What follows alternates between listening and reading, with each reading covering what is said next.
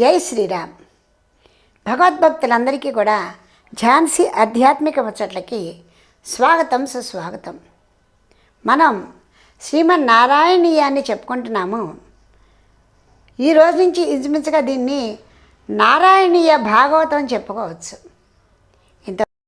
ఇంతవరకు ఆయన గురువాయు పురాధీశుడిని చూడటం, ఆనందంతో ఆయన చక్కగా దేవదేవుని ప్రార్థన చేయటం, తన యొక్క బాధని కూడా వ్యక్తపరుస్తూ, నాయనా ఇంకా నీ పాద పద్మాలపైనే నా మనసుని ఏకాగ్రం చేసేటువంటి భాగ్యాన్ని ఇవ్వయ్యా, ఈ శారీరక బాధల గురించి నాకు స్ఫురణ లేకుండా చేయవయ్యా అని చెప్పేసి పదే పదే ఆయన ఆ వాతాలయాధీశుని ప్రార్థన చేశారండి.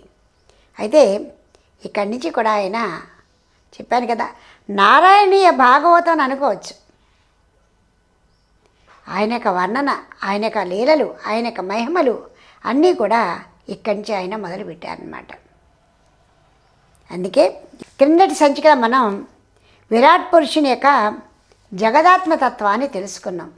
అద్భుతమైనటువంటి ఆయన యొక్క విశ్వరూపం, ఆయనలోంచే సమస్తము వచ్చాయి, ఆయనలోంచే సమస్తము పోయాయి. సమస్తము అంటే ఆయనకున్నటువంటి మనకు మళ్ళీ కాళ్ళు, చేతులు, ముక్కు, మొహం అని ఏ విధంగా మన శరీరంలో మన విగ్రహంలోని ప్రతి భాగాన్ని కూడా ఏ విధంగా ఆయన మనకి సృష్టించాడో అదేవిధంగా తనని తాను సృజింపజేసుకుంటాం. ప్రతి ఒక్క అంగుళం నుంచి కూడా ఈ చరాచర సృష్టి అంతా కూడా ఆయన సృష్టి చేశాడు. చివరికి ఈ వెంట్రుకల నుంచి కూడా రోమాల నుంచి కూడా ఆయన సృష్టి చేశాడు. ఆయన అంటే విశ్వమంతా ఆయనలోంచే వస్తుంది, ఆయనలోనే కలిసిపోతుంది. ఈ విషయం మనకి చాలా స్పష్టంగా ఆయన చెప్పారు. ఇక్కడి నుంచి కూడా ఈ 7వ దశక నుంచి నారాయణీయ భాగవతం అని అనుకోండి, ఆ భాగవతత్వాన్ని, ఆ భగవానుని గురించి చక్కగా చెబుతూ ఉంటారు. హిరణ్య గర్భోత్పత్తి.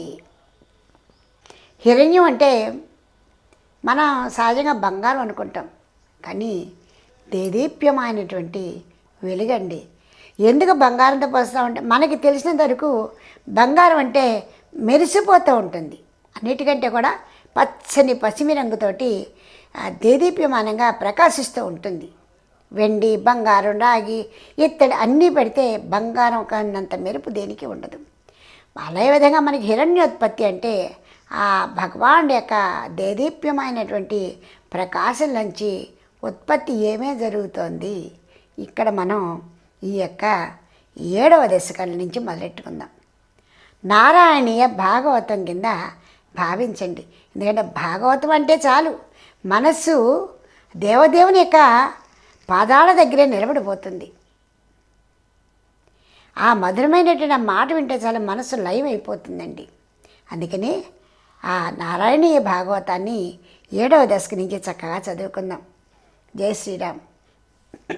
కళ్యాణ రూపాయ కలౌ జనానాం కళ్యాణధాత్రే కరుణాసుధాబ్దే కంబోజి దివ్యాయుధ సద్కరాయ వాతాలయాధీశ నమో నమస్తే. నారాయణ నారాయణ నారాయణ నారాయణ నారాయణ నారాయణ నారాయణ నారాయణ నారాయణ నారాయణ నారాయణ నారాయణ నారాయణ నారాయణ నారాయణ నారాయణ. అందుకే కలో నామస్మరణి అన్నారు. మనస్సు ఆ నామస్మరణ చేస్తుంటే ఒక విధంగా అలౌకికమైనటువంటి ఆనందాన్ని పొందుతుందండి. క్షణభంగురాలైనటువంటి జీవితాలండి మనవి. అందువల్ల ఏ క్షణంలో భగవంతుడు మనని రాలు చేస్తాడో తెలియదు. అందుకే ప్రతి నిమిషం కూడా నిండి నూరేళ్ళు అయిపోయాయి అనుకుంటూ భావిస్తూ ఆ దేవదేవుని యొక్క పద సన్నిధులనే మనసును అర్పిద్దాం. చూడండి, హిరణ్య గర్భోత్పత్తిలో భగవాన్ నేను చెప్తాడు, ఏవం అంటే ఈ విధంగా అన్నమాట. ఏవం దేవా చతుర్దశాత్మక జగత్ రూపేణ జాత పునః తస్యోర్ధ్వం ఖలు సత్యలోకనిలయే జాతోసి ధాతా స్వయం యం శంసంతి హిరణ్యగర్భమఖిలం त्रैलोक्यजीवात्मकं यो अभूत् स्फीतरजो विकार विकसन् నానాసిరుక్షారసః.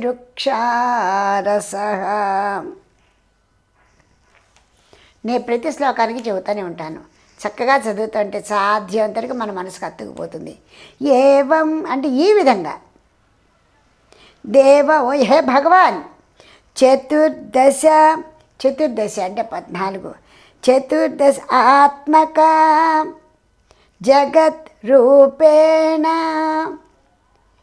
క్రిందటి సంచికలో మనం చదువుకున్నాం 14 భువనాలు కూడా ఆయనచే సృష్టింపబడ్డాయి, ఆయన మయమయ్యే ఉన్నాయి.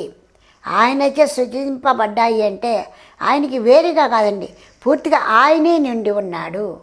సూర్యభగవానుడు అంతా ప్రకాశమానంగా తిరుగుతున్నాడు అంటే సూర్యమయమైనట్టే కదా, సూర్యప్రకాశమయమైనట్టే కదా జగత్తంతా కూడా.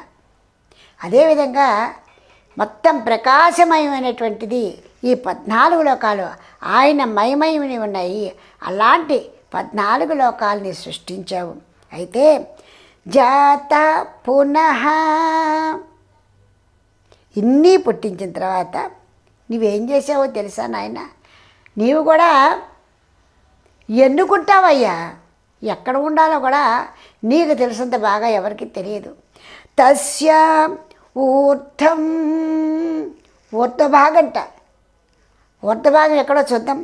ఖలు సత్యలోక నిలయే ఉన్న 14 లోకాలలో చతుర్దశ భువనాలలో నీవు ఊర్ధం ఉన్నటువంటి పైభాగంలో ఉన్నావయ్యా. సత్యలోకం నీవు ఉన్నదే సత్యలోకం. సత్యలోకాన్ని నీవు ఉండటానికి ఎంచుకున్నావు. సర్వము నీవే, కానీ సత్యలోకంలో ఉండటానికే ఇష్టపడ్డావు. సత్యలోకంలో నీ రూపంతో ఉండటానికి ఇష్టపడ్డావు. ఎందుకంటే నిన్నటి శ్లోకాల్లో కూడా ఇది సత్యలోకం అని చెప్పాడు ఆయన. శిరస్సు 6వ దశకంలో 3వ శ్లోకంలో ఈ పదాన్ని చూడండి. శిరస్తవ సమస్తమయస్య సత్యం. నీ శిరస్సు సత్యలోకము. తస్య ఊర్ధ్వ సత్యలోక నిలయే. అన్ని చతుర్దశ భువనాలలో నీవెంచుకున్నటువంటి నీ అంశని ఎక్కడ సృష్టింపజేసావయ్యా? ఊర్ధం అంటే శిరస్సు. సత్యలోకంలో నీ రూపాన్ని నీ అంశాన్ని సృష్టింపజేశావు. ఆయనే బ్రహ్మ. జాతోసి ధాత స్వయం. ధాత విధాత, స్వయంగా నీవే విధాతవై నీ అంశని అక్కడ ఉద్భవింపజేశావు, వ్యక్తపరిచావు నాయన. 14 లోకాలు చేశావు. 14 లోకాలు నీ మయమయ్యే ఉన్నాయి. అంటే 14 లోకాలలో నీవు ఎంచుకున్నటువంటి నీ రూపాన్ని బ్రహ్మగా సృష్టింపచేసుకున్నావయ్యా. ఏమి నీ లీలయ్యా! అంతా నీవే అయినా కూడా నీవు అక్కడ ఉండటానికి ఇష్టపడ్డావు. నీ అంశ ఆయనే స్వయం బ్రహ్మ. యం శంసంతి హిరణ్యగర్భం అఖిలం త్రైలోక్య జీవాత్మకం.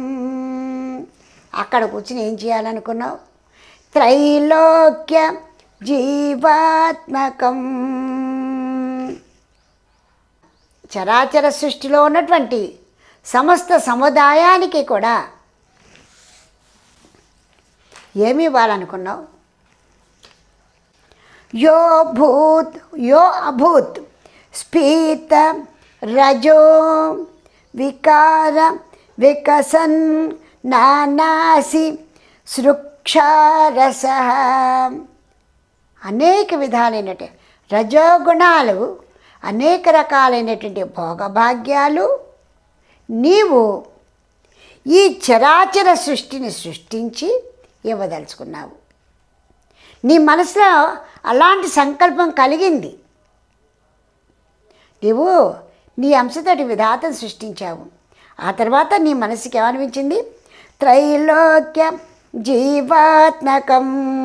ఈ ముల్లోకాలలో అంటే ఈ 14 లోకాలలో ఉన్నటువంటి ప్రాణులందరికీ కూడా సమస్త భోగభాగ్యాల్ని స్ఫీత రజో వికార, ఈ రజోగుణకి సంబంధించినటువంటి సమస్త భోగభాగ్యాన్ని కూడా వాళ్ళకి అందించాలి అనుకున్నావు. అంటే వాళ్ళని సుఖవంతుల్ని చెయ్యాలి అనుకున్నావు.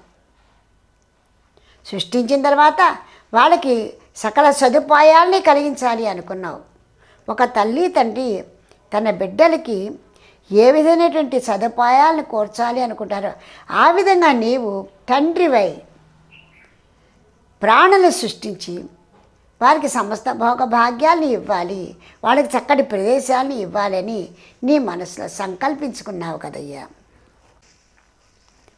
ఎంతటి గొప్ప ఆలోచన అనేది. నీ అంశతో బ్రహ్మదేవుని సృష్టించావు.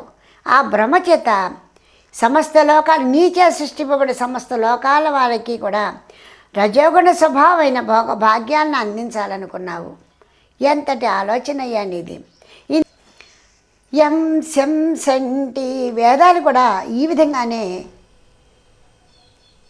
కాణిస్తున్నాయి కదా. ఏవం దేవ చతుర్దశాత్మక జగద్రూపేణ జాత పునః తస్యోధ్యం ఖలు సత్యలోక నిలయే జాతోసి ధాతా స్వయం యం సంసంతి హిరణ్యగర్భమఖిలం త్రైలోక్య జీవాత్మకం యో భూత్ స్ఫీతరజో వికార వికసన్ నానాసి వృక్షారస. అనేక విధాలైనటువంటి భాగ్యాలన్నిటి కూడా వాటికి అందించాలని కోరుకున్నాం. ఆ తర్వాత ఏం చేశావు? సోయం విశ్వ విసర్గ దత్త హృదయ సంపశ్యమాన స్వయం బోధం ఖల్వనవాప్య విశ్వ విషయం చింతాకులస్తస్తివాన్ తావత్తం జగతాం పతే తప తపేత్యేవం హి వైహాయసీం వాణీ మే నమసి శ్రవహాం శృతిసుఖాం కుర్వం స్తవ ప్రేరణాం. నీవు ఎంతటి మాయామోహితుడివయ్యా. అసలు నీ సృష్టి విధానమే ఎవరికి అర్థం కాదు కదా. ఎలా అర్థం చేసుకోవాలి? నీవే స్వయంగా సృష్టిని లయం చేసుకున్నావు. నీవే మరి సృష్టిని వ్యక్తం చేస్తున్నావు. అందులో 14 లోకాలుగా నీవు సృష్టి చేశావు. ఊర్ధ్వలోకాన్ని నీ యొక్క నివాసంగా నీ అంశతో బ్రహ్మను సృష్టింపజేశావు. ఆ తర్వాత ఆ బ్రహ్మ ద్వారా ఈ లోకాలలో ఉన్న ప్రాణులందరికీ కూడా రజోగుణ స్వభావమైనటువంటి భాగ్యాల్ని భోగాల్ని అందించాలి అని, రుచి చూపించాలి అనుకున్నావు. ఎప్పుడైతే అవన్నీ లేవో సృష్టి మీద ఎవరికి కూడా ఆసక్తి ఉండదు కదా. కాబట్టి అందరినీ కూడా చక్కగా ఏదో చిన్నపిల్లలకి చిరుతిండి పెట్టి ఆటలాడిస్తున్నట్టుగా తీపి పదార్థాలు పెట్టి చక్కటి భోగభాగ్యాలన్నింటినీ అందించావు. నీవు ఎంతటి చక్కటి మధుర భక్తి అంటే ఈ విధంగా చూపిస్తూ అందరినీ కూడా ఒక చక్కటి భక్తి తత్వం వైపు నడిపిస్తున్నావు కదా. ఒక విధమైనటువంటి భక్తి తత్వం. మనకి మనసు రమణీయంగా ఉండాలంటే అందము ఆనందం ఖచ్చితంగా ఉండాలి. దుఃఖంలోనో కష్టంలోనే ఉంటే మనసు లగ్నం కాదండి. ఎప్పుడు కూడా అందం ఆనందం అలా మనకు చవి చూపిస్తూ ఉంటేనే మన మనసు మొగ్గుతుంది. ఆ తీయని మధురమైన పదార్థం లేకపోతే ఈ దుఃఖంతో ఈ మనస్సు నిర్లిప్తత అయిపోతుంది. కాబట్టి అటువంటి సంకల్పాలు మనసులో కలగాలని, అందమైన సృష్టి చెయ్యాలని నీ అంశతోటే బ్రహ్మదేవుడు సృష్టించావు. అది సత్యలోకం, ఊర్ధలోకాన్ని సత్యలోకంగా భావించావు. ఆ తర్వాత ఆయనకి ఏమని ఆశ కలిగించావో చూడు. ఓ జగత్పిత, ఓ జగదాధార, బ్రహ్మను సృష్టించావు. సృష్టించి ఏం చేశావు? సంపశ్యమాన స్వయం. ఆయన మనసులో ఒక చక్కటి భావాన్ని ప్రేరణకి ఇచ్చావు. సమస్తానికి నీవే కారణంగా ఏవన్నీ విశ్వవిసర్గ దత్త. విశ్వాల్లో కూడా ఈ సమస్త ప్రపంచాన్ని కూడా చక్కగా, ఈ చరాచర ప్రపంచానంతని కూడా చక్కగా విభజించుకుంటూ అందమైనటువంటి సృష్టిని చేయాలి అనేటువంటి మనసులో బలమైనటువంటి సంకల్పాన్ని ఇచ్చావు.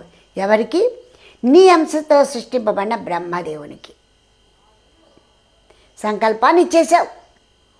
చూడండి, ఇంకా తాంబూలాలు ఇచ్చాము, తన్నుకు చావండ్రా అన్నట్టుగా ఉంది.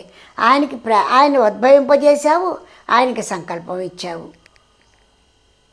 తర్వాత ఏం జరిగింది? బోధం ఖల్వనవాప్య. అయితే కోరిక అయితే కలిగించావు.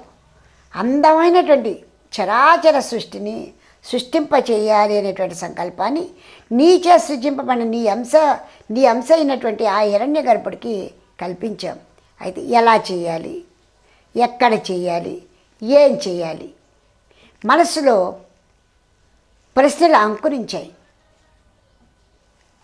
అప్పుడు ఏం చేశాడో చూద్దాం. ఆయన కూడా బోధం ఖల్వ అవాప్య విశ్వ విషయం చింత కులస్థ అస్తివాన్. ఎప్పుడైతే ఆయన మనసుకి ఇలాంటి ఒక మంచి కోరిక కలిగిందో ఆయన తన చుట్టూ చూసుకున్నారండి. ఏం చేయాలి? సంపశ్యమాన. ఎందుకు? విశ్వవిసర్గ దత్త హృదయం సంపశ్యమాన. చక్కగా చరాచర సృష్టి అంతా కూడా అందంగా సృష్టింపజేయాలి. వాడికి సృష్టి చేసిన తర్వాత వాడికి కావాల్సినటువంటి అనుభవించడానికి భోగభాగ్యాలని ఇవ్వాలి అనేటువంటి చక్కటి ఒక ఆలోచన అయితే కలిగింపజేశాం. అయితే ఏం చేయాలి, ఎక్కడ చేయాలి? అందుకోసం ఆయన ఏం చేశారు? చుట్టూతా చూసుకున్నారు. మనం కూడా ఏదైనా పని చేయాలంటే, ఏదైనా కావాలంటే చుట్టూతో ఎలా కలయి చూస్తామో అదేవిధంగా ఆయన కూడా చక్కగా ఆయన పద్మాల లాంటి కళ్ళన్ని విప్పార్చి మొత్తం తన చుట్టూ ఏమైనా ఉందా అని చక్కగా సారించి మరీ చూశారండి. స్వయం బోధం అనవాప్యం. బోధం అనవాప్యం, విశ్వ విషయం కూడా అర్థం కాలేదు.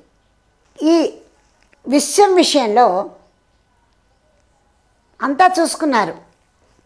మొత్తం తలంతా తిప్పి చూసుకున్నారు, నాలుగు పక్కలా చూస్తున్నారు. కంటికి కనిపించినంత దూరం అంతా చూస్తూనే ఉన్నారు. కానీ ఏం చేయాలి, ఎలా చేయాలి అనేటువంటిది ఆయనకి బోధపడలేదు. సందిగ్ధావస్థలోనే ఉన్నారు. ఆ విషయం మాత్రం ఖచ్చితంగా తెలుస్తోంది. చింతాకులస్థ అస్తివాన్.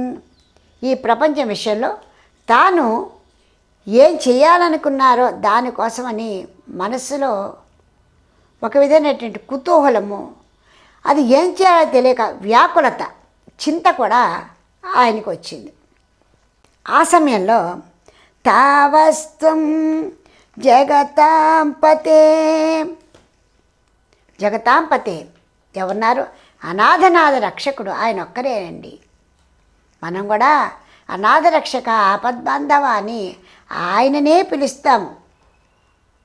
మనసుకి ఊరట కలగాలంటే ఎంతమంది మన చుట్టూ ఉండి ఎంతమంది ఎన్నిసార్లుగా మనకి ఉపశమన వాక్యాలు పలికినా కూడా చివరికి మనం అనాథ రక్షక, ఆపద్బాంధవ, ఆదుకోవటానికి రావయ్యా అని ఏ విధంగా ప్రార్థన చేస్తామో అదేవిధంగా ఈయన కూడా ఆ జగత్పతిని ప్రార్థన చేశారండి.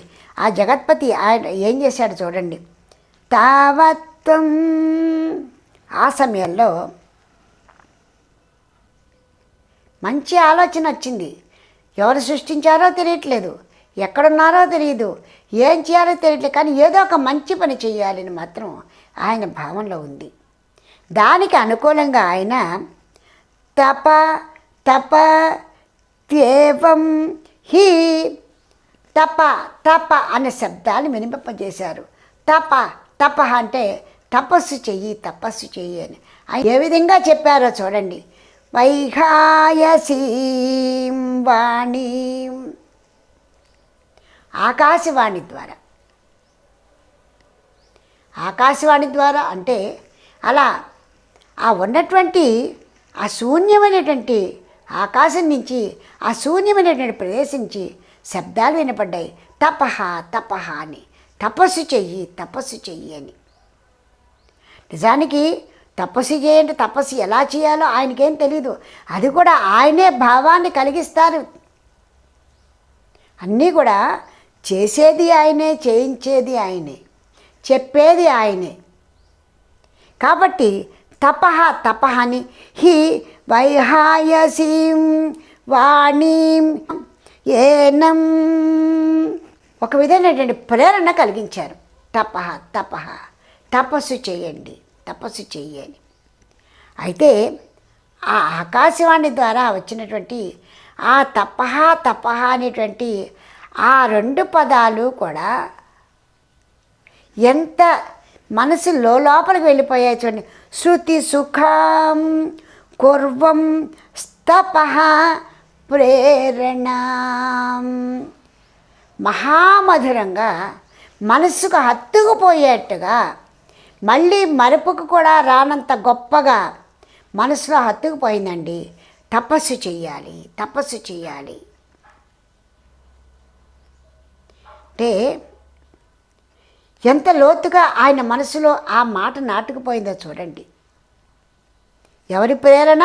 జగత్పతి ఆ భగవానుడే తిరిగి అలాంటి ప్రేరణ కలిగించి ఆకాశవాణి ద్వారా తపహ తపహ అనేటువంటి ఆయన చెవులలోకి వినపడేట్టుగా చక్కగా శృతిశుద్ధంగా మనసుకి అత్తుకునేట్టుగా పలికించి ఆయనని సృష్టికి ఉపక్రమింపజేశారండి.